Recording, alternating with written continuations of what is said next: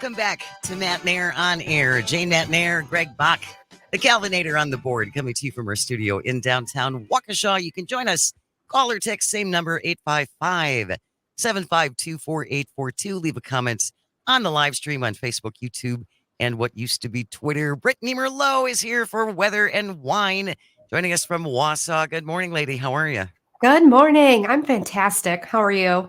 Good. The weather is great. What, you want to make fun of me? No, not at all. I'm loving life and loving you all. Seriously, I'm here for the chill vibes, man.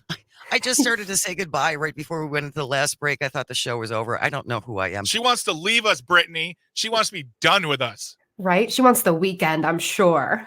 Weekend is almost here. It's Friday Eve. It is Friday Eve. So what are we looking at for the weekend? What kind of weather patterns are we seeing across Wisconsin for the weekend and next week? Quite a cool down, actually. This cold front that's passing through right now is going to give us these crisp, refreshing fall vibe feel. Yay. That's what we're headed for. Yes. So not a lot of no rain, nothing like that. Honestly, no, not really. Just a few scattered showers here this afternoon, still working its way through the state. After that, we clear out. And for tomorrow, the only chances of rain stay way up north off of Lake Superior. So the rest of the state, bright, beautiful, all weekend long. But I will say up north, we are going to be falling to temperatures in the upper 40s for overnights. Yes. And I forecast for some cranberry marshes and stuff like that. And in those marshes, they're going to be dropping to almost near freezing. So they're panicking a little bit as this cold weather moves in. Wow. Some are left with a vengeance, apparently. Wow. You know what's going to happen is they're going to drop down into the 40s, and then the next week it's going to be 97. Yeah. It just feels like whiplash. It's Wisconsin. It's whiplash weather. Yeah. I love that. That's what we are. Yeah. Yeah, because I was looking at some 100-degree temperatures, not here, but they're trying to work their way into Missouri and Nebraska next week. So yes, warmer weather is around the corner still. Wow. And I also, what is forecasting for cranberry bogs look like? I never heard that before. Now I'm fascinated. Oh, they definitely do not want frost. So they're looking out for that cold all the time. And obviously heavy rain gets them, and just everyone out there working, they want to know what they're going to be in. So it's hour by hour forecasts like that. Interesting. That's really interesting. Brittney Merlot, most fascinating person in civic media. And I would imagine too, Brittney, that you've been watching Hurricane Debbie as she hit landfall in Florida and now is moving into South Carolina after dumping just extraordinarily amounts of rain. Too much rain, all that tropical moisture just lifting up north, and it's just got so much juice to work with. I mean, we complain when we get 3 to 4 inches of rainfall all at once, and they're getting double digits. I can't even fathom what 20 inches of rain would look like. I can't either, to be honest. You know, they've done the National Weather Service when they have done storm surge animations, and so they'll have the reporter standing next to a light pole or something, a street light pole. And then as it shows the water coming in and what 8 feet of water looks like, it's unbelievable. It is. And water, it's not the winds. It's not any of that really does a lot of the damage. It's that storm surge. It's that flood. It's the relentless water mixing with the wastewater and sewage as well. Power outages. It's bad. Well, and oil and all the other things that are on the ground. And this is how, it's flooding is really very, very destructive. Yes. And I hear that the snakes too out there, once it starts flooding, they're everywhere. Oh my goodness. I'm so glad we live here, even though it's whiplash weather. I would take this over snakes. I was going to say, you never hear, it rained last night, found a bunch of snakes.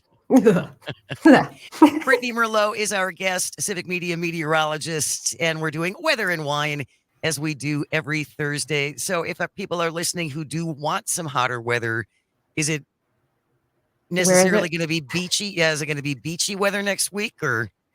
If you want to go to the beach for the weekend, I would suggest Sunday is going to be the warmer day where we're going to finally be climbing into the upper 70s.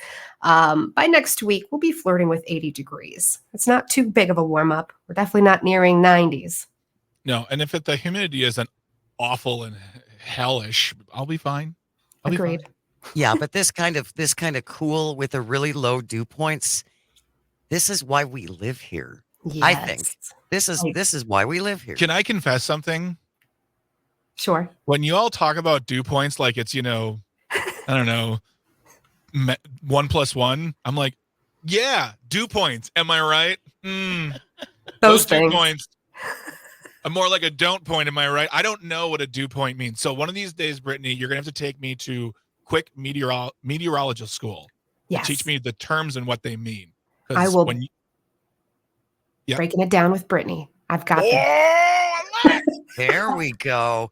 But essentially, the dew point is the amount of moisture in the air, isn't it? In a sense, yes. It's the measurement of the humidity, the moisture, and what it's going to, when you pair it with the temperature, you got a whole different feel like with it. So if you imagine the dry, crisp air, it's really taking that sweat off of your body. It's evaporating it faster. First, when it's so humid, the air around us is too wet. It's not going to take it off our body. So we get hotter faster. Sounds very sciencey to me. Just sounds like I sweat a lot. All right, cool. Basically. Thank you. Anything going on in the Wausau area? You didn't happen to make it over to Eau Claire yesterday, did you? No, I did not. But I heard the traffic was outrageous trying to get there. So I stayed put right here. Nothing going on here. We're going to wrap it up with words of wisdom from Laura Ingram from Fox Fake News, because she knows, Brittney, Minnesota. So very well. Calvin, let's play that clip. I'm going to burn this into the ground. And these are just facts, Mary Catherine Ham. I mean, if you know Minnesota, and I don't well, especially Milwaukee, it's changed. Wait. Huh? Yeah, you heard it right. Hey, Calvin, we got time. Play it one more time. You didn't just hallucinate. You know. He's got to start. And these are just facts, Mary Catherine Ham. I mean, if you know Minnesota, and I don't well, especially Milwaukee, it's changed. Thank you for that, Laura Ingram. I'm going to play this until eternity. When you die, we're going to bury you in the ground and just have a little speaker and play it on a loop. Have it on a loop, absolutely. With a recording of your laugh. All right, news is coming up next. Now I can say we're the done, things. Jane. Now I can say the things. Okay. Yeah. Thank you, Greg and Calvin, and all of our engineers. Without you guys, nothing works. Thank you for calling and texting and listening. It means the world. I hope we find some joy today and you have the chance to share it. We'll be back with you tomorrow morning. Have a great day. Keep it right here on the Civic Media Radio Network.